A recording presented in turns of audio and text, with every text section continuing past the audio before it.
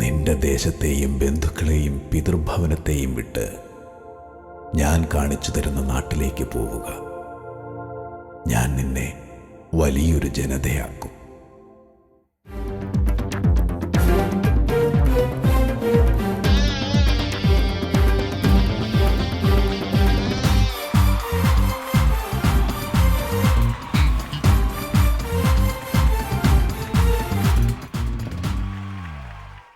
Portuguese നാവികനായ ചരിത്ര നായകനെ സ്വീകരിച്ച നാട്, സാമൂതിരി തമ്പുരാന്റെ സ്വന്തം നാട്. വലിയങ്ങാടിയും മിഠായിത്തെരുവും മാനാഞ്ചിറയും തുടങ്ങി ചരിത്ര വേലിയേറ്റങ്ങൾക്ക് സാക്ഷ്യം വഹിച്ച കോഴിക്കോട് നഗരം. KT മുഹമ്മദും SK പൊറ്റക്കാടും തിക്കോടിയനും UK ഖാദറും തുടങ്ങി സാംസ്കാരിക പൈതൃക കാഴ്ചപ്പാടുകൾക്ക് വെള്ളവും വളവും നൽകിയ കോഴിക്കോട് നഗരം. സാംസ്കാരിക കലാ സാഹിത്യ രാഷ്ട്രീയ ഗരിമയിൽ കോഴിക്കോടിൻ്റെ സ്ഥാനം ചെറുതല്ല. ഈ ചരിത്രഭൂമികയുടെ തിരുനെറ്റിയിൽ അടയാളം തീർത്തുകൊണ്ടാണ് 1934 സെയിൻറ്റ് ജോസഫ് പള്ളി രൂപം കൊള്ളുന്നത്.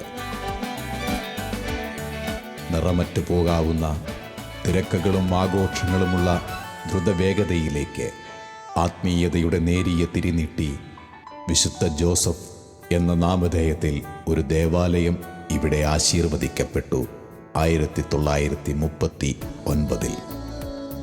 ത്യാഗത്തിൻ്റെയും സഹനത്തിൻ്റെയും അധ്വാനത്തിൻ്റെയും വിശുദ്ധനായ ജോസഫിനെ ചേർത്ത് നിർത്തി കോഴിക്കോട് നഗരത്തിൽ അവർ വിശ്വാസത്തിൻ്റെ വിത്തുകൾ വിതച്ചു. നീണ്ട 84 വർഷ കാലയളവിൽ നഗരത്തിൻ്റെ വിളക്കായും വെളിച്ചമായും സെയിൻറ്റ് ജോസഫ് ടൗൺ പള്ളി മാറുകയായിരുന്നു. ഇന്ന് ആത്മീയ വഴിയിൽ കെടാവിളക്കേന്തിയ കരങ്ങളുമായി ഫാദർ ജിജു അവർക്ക് മുന്നേയുണ്ട്. നാഥനായും നായകനായും ഇടയനായും യേശുവിനോടൊപ്പം. കോഴിക്കോട് സിറ്റി സെൻറ്റ് ജോസഫ് ദേവാലയത്തിലെ പ്രധാന ശുശ്രൂഷകളെക്കുറിച്ചാണ് പറയുവാൻ ആഗ്രഹിക്കുന്നത്. നമുക്കറിയാം, ഏറ്റവും പ്രധാനപ്പെട്ട ശുശ്രൂഷ എന്ന് പറയുന്നത് വ്യാഴാഴ്ചകളിൽ നടത്തുന്ന ശുശ്രൂഷയാണ്. അതിനെക്കുറിച്ച് പറയുമ്പോൾ അതിൻ്റെ ചരിത്രത്തെക്കുറിച്ച് ഒന്ന് ഓർമ്മ വെക്കുന്നത് നല്ലതായിരിക്കാം. നമ്മുടെ കോഴിക്കോട് രൂപതയുടെ മോൻസിഞ്ഞൂർ തോമസ് പനക്കിലച്ചൻ വികാരിയായിരുന്ന അവസരത്തിൽ അവിടെ നമ്മൾ ചെറുതായിട്ട് ഉണ്ണീശോയുടെ നൊവേന ആരംഭിക്കുകയുണ്ടായി. രാവിലെ ഇംഗ്ലീഷിലും വൈകുന്നേരം മലയാളത്തിലുമായിട്ട് 2 നേരം ഉണ്ണീശോയുടെ നൊവേന ആരംഭിച്ചു. പിന്നീട് ഒത്തിരിയേറെ ജനങ്ങൾ ആദ്യ സമയങ്ങളിൽ കുറച്ചാളുകളെ ആയിരുന്നു ഈ നൊവേനയിൽ പങ്കെടുത്തുകൊണ്ടിരുന്നത്. എന്നാൽ ഒത്തിരിയേറെ ദൈവാനുഗ്രഹങ്ങൾ, ഉണ്ണീശോയിൽ നിന്നും ഒത്തിരിയേറെ അനുഗ്രഹങ്ങൾ, അത്ഭുത പ്രവർത്തനങ്ങളൊക്കെ നടത്തിയപ്പോൾ അത് അത്ഭുത പ്രവർത്തകനായ ഒരു ഉണ്ണീശോയായിട്ട് മാറിക്കൊണ്ട് ഒത്തിരിയേറെ ജനങ്ങൾ അതിലേക്ക് വരികയും ഒത്തിരിയേറെ കോഴിക്കോട് നഗരത്തിലുള്ള ഒത്തിരിയേറെ മക്കൾ, ജാതിമത ഭേദമന്യേ ഒത്തിരിയേറെ മക്കൾ അവിടെ വന്ന് ഉണ്ണീശോയുടെ നൊവേനയിൽ പങ്കെടുക്കുകയും രോഗസൗഖ്യം നൽകുകയും ഒക്കെ ചെയ്തുകൊണ്ട് ഇരുന്നു. അങ്ങനെ ഇത് കോഴിക്കോട് നഗരത്തിലെ പല സ്ഥലങ്ങളിലേക്കും വ്യാപിച്ചു.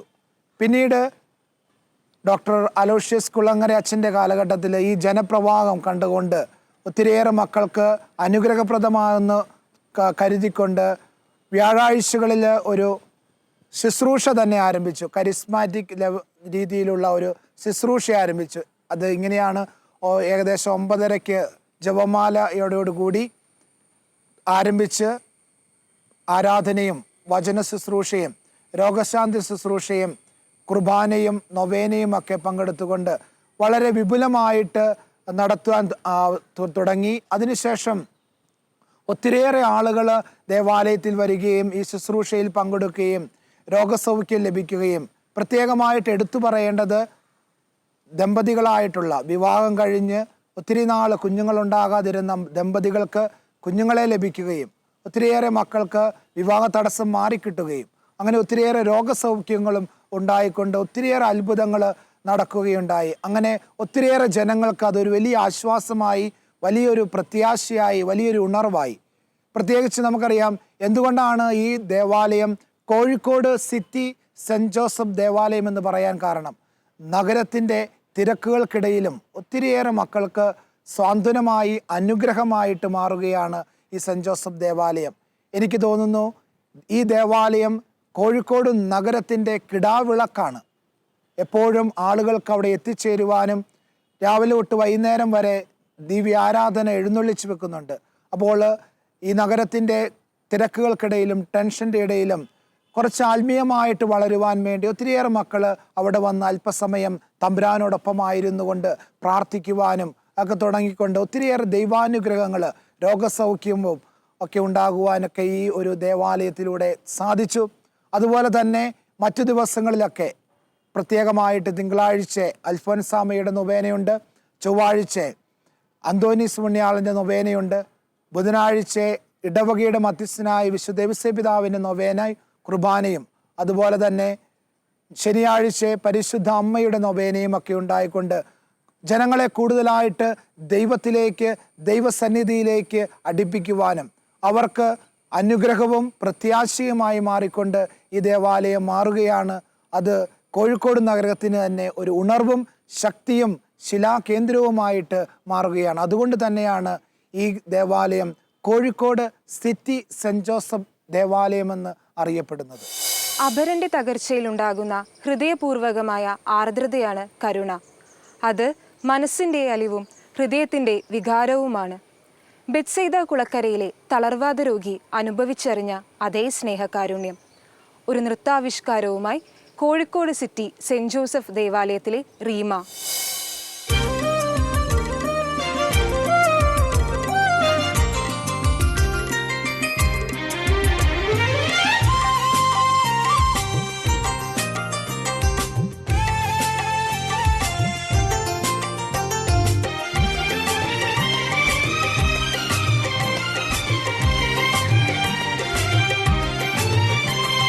മാനം തുറന്നേ മാലാഖ വന്നേ,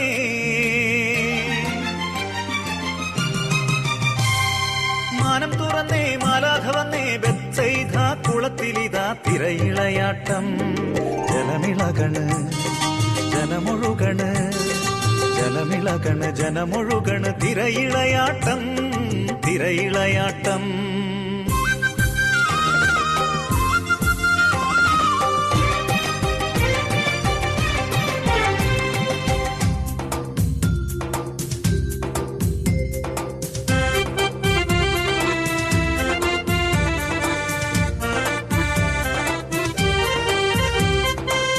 എന്തോരം രോഗികളാണ്, എല്ലാരും കടവത്താണേ, എന്തോരം രോഗികളാണ്, എല്ലാരും കടവത്താണേ. മാലാഖ വരുന്നത് കാത്ത്, ജലമിളകണ നേരം കാത്ത്.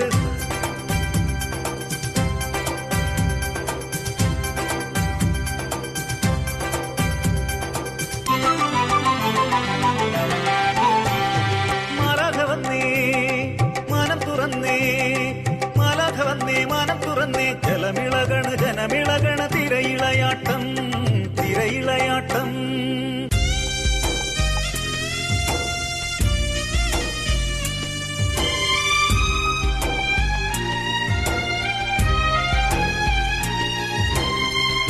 ആരേലും വായോ ഒരു കൈ തുണ തായോ, ജലമിളകും നേരം എന്നെ പടവിറക്കണേ.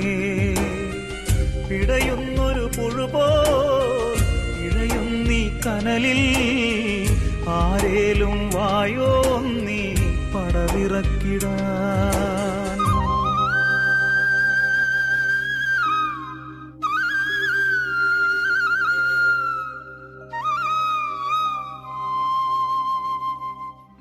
വിലാപം തളർവാതരോദനം,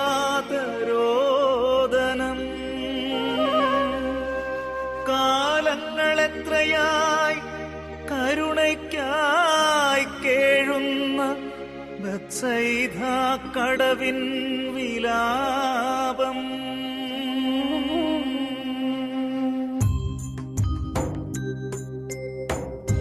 ആരാരും കാണാനില്ലേ, ആരാരും താങ്ങാനില്ലേ, എല്ലാരും എന്നെ വിട്ടുപോയി.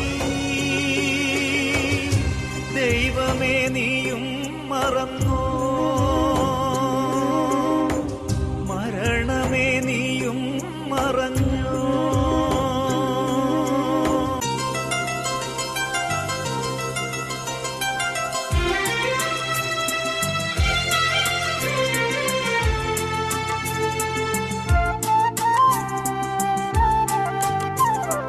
ഇഴയും കരയും ആദീനരോദനം കർത്താവിൻ കാതിലെത്തി.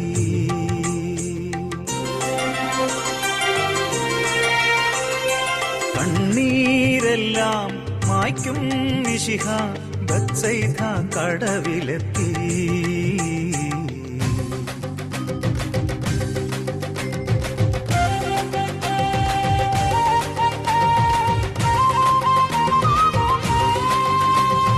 കർത്താവരുളി സൗഖ്യം നേടൂ, ശയ്യയുമായി നീ യാത്രികനാകൂ.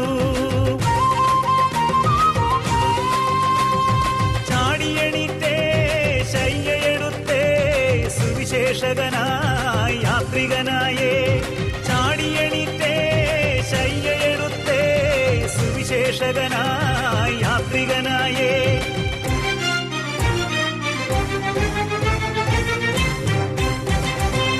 തുറന്നേ മലധ വന്നേ Bethsaida കുളത്തിലിതാ തിരയിളയാട്ടം.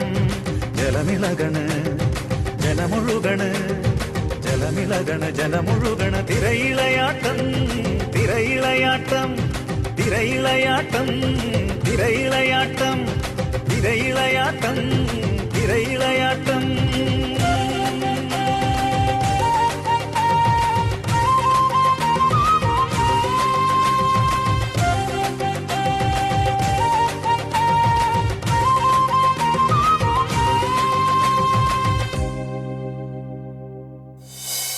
My name is Renita Castellino. About a century and a half back, people from the Konkan region belonging to Hindu, Muslim and Christian religions, whose mother tongue is Konkani, migrated to Coorg and Malabar regions. Soon later, they spread to parts of Karnataka and Kerala. Presently, the Konkani population, very few Konkani population exist in Kozhikode. The Konkani Catholic population in Kozhikode comprises of families less than 50. Calicut Konkani Catholic Association (CKCA) was formed in December 2015. The aim of the association was to protect the culture and tradition of the Konkanis and to flourish the Konkani language. The slogan Konkani Ulloi and Konkani Fulloi was meaning speak Konkani and flourish the Konkani language is the motto of CKCA. 3rd December is the feast of Saint Francis Xavier. He is the diocese saint of Calicut. We, the Calicut Konkani Catholic Association, celebrate the feast in a very grand manner. We are happy to be here in this parish, actively participating in all the activities of the church. അമ്മ സ്നേഹമാണ്, സാന്ത്വനമാണ്. യേശുനാഥൻ നമുക്കായി നൽകിയ അമ്മയാകട്ടെ സഹനത്തിൻ്റെ പ്രതീകവും സഹരക്ഷകയും കൂടിയാണ്. യേശു തൻ്റെ രക്ഷാകര ദൗത്യം പൂർത്തീകരിക്കുമ്പോൾ പരിശുദ്ധയമ്മ അവിടുത്തോടൊപ്പം കുരിശിൻ ചുവട്ടിലുണ്ട്. അമ്മയുടെ മാധ്യസ്ഥം യാചിച്ചുകൊണ്ട് കൊങ്കണി ഭാഷയിൽ ഗാനാലാപനം നടത്തുകയാണ് കോഴിക്കോട് സിറ്റി സെൻറ് ജോസഫ് ദേവാലയത്തിലെ കാത്തലിക് കൊങ്കണി അസോസിയേഷൻ അംഗങ്ങൾ.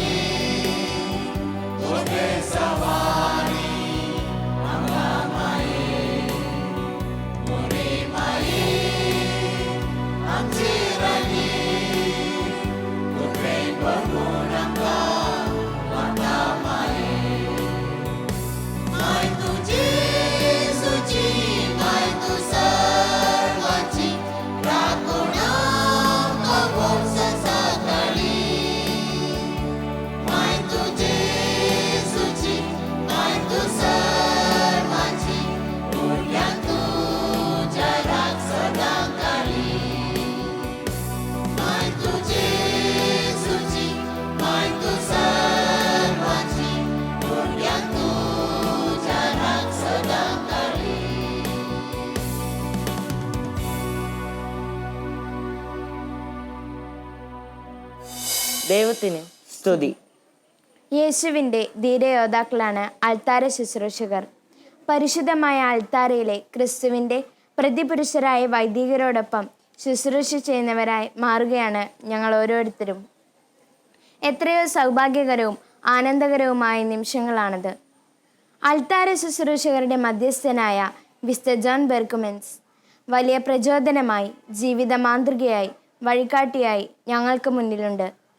ദിവ്യബലിയിൽ നിന്ന് ലഭിക്കുന്ന ശക്തി ഞങ്ങളുടെ പ്രവർത്തന മണ്ഡലങ്ങളെ ഏകോപിപ്പിക്കുന്നതിനും വ്യാപിപ്പിക്കുന്നതിനും അങ്ങനെ ഈശോയോട് ചേർന്ന് നിന്നുകൊണ്ട് നന്മയിൽ നിലനിൽക്കുന്നതിനും ഞങ്ങൾക്ക് സഹായകമാണ്. എവിടെയായിരുന്നാലും ഞങ്ങൾ ഈശോയുടേതാണെന്ന ഒരു ചിന്ത ഞങ്ങളെ നിരന്തരം നയിക്കുന്നു. ദേവാലയ ശുചീകരണത്തിലും മിഷൻ പ്രവർത്തനങ്ങളിലും ഞങ്ങൾ സജീവമായി പങ്കെടുക്കാറുണ്ട്. കൃത്യമായ മീറ്റിങ്ങുകളും സജീവമായ ചർച്ചകളും നടത്തി ഞങ്ങൾ തീക്ഷ്ണതയോടെ നടത്തിവരുന്ന പ്രവർത്തനങ്ങൾ സന്തോഷത്തോടെ അഭിമാനത്തോടെ നിങ്ങൾക്ക് മുന്നിൽ പങ്കുവയ്ക്കുന്നു. ക്രിസ്മസിനോടനുബന്ധിച്ച് പതിതരെയും പാവപ്പെട്ടവരെയും സഹായിക്കാൻ ഞങ്ങൾ കൂടുതൽ സമയം കണ്ടെത്താറുണ്ട്. അനാഥരും വാർദ്ധക്യത്തിലെത്തി നിൽക്കുന്നവരുമായ നമ്മുടെ സഹോദരങ്ങൾ താമസിക്കുന്ന മേയ ഹോം സന്ദർശിക്കുകയും അവരുടെ പ്രാഥമിക ആവശ്യങ്ങൾക്ക് വേണ്ട സാധനങ്ങൾ ശേഖരിച്ച് രക്ഷാധികാരികൾക്ക് കൈമാറുകയും ചെയ്തിരുന്നു. വൈദികരുടെ മധ്യസ്ഥനായ വിശുദ്ധ ജോൺ മരിയ വിയാനിയുടെ തിരുനാൾ ദിനത്തിൽ വൈദികരെ ആദരിക്കുന്നതും അവർക്ക് ആശംസകളും സമ്മാനങ്ങൾ നേരുന്നതും ഞങ്ങൾക്ക് ഏറെ ആഹ്ലാദകരമാണ്. അതുപോലെ അൾത്താര ശുശ്രൂഷകരുടെ മധ്യസ്ഥനായ വിശുദ്ധ ജോൺ ബെർക്കുമെൻസിന്റെ തിരുനാൾ ദിനത്തിൽ ഞങ്ങൾ ഒത്തൊരുമിച്ച് ആഘോഷിക്കുന്നു. അൾത്താര ശുശ്രൂഷകർക്കായി രൂപതാ തലത്തിൽ നടത്തിയ സംഗമത്തിൽ ഞങ്ങൾ താല്പര്യപൂർവ്വം പങ്കെടുക്കുകയും അവിടെ വെച്ച് ഞങ്ങളുടെ കഴിവുകൾ പ്രകടിപ്പിക്കുകയും ഒന്നാം സമ്മാനം കരസ്ഥമാക്കാനും ഞങ്ങൾക്ക് സാധിച്ചു.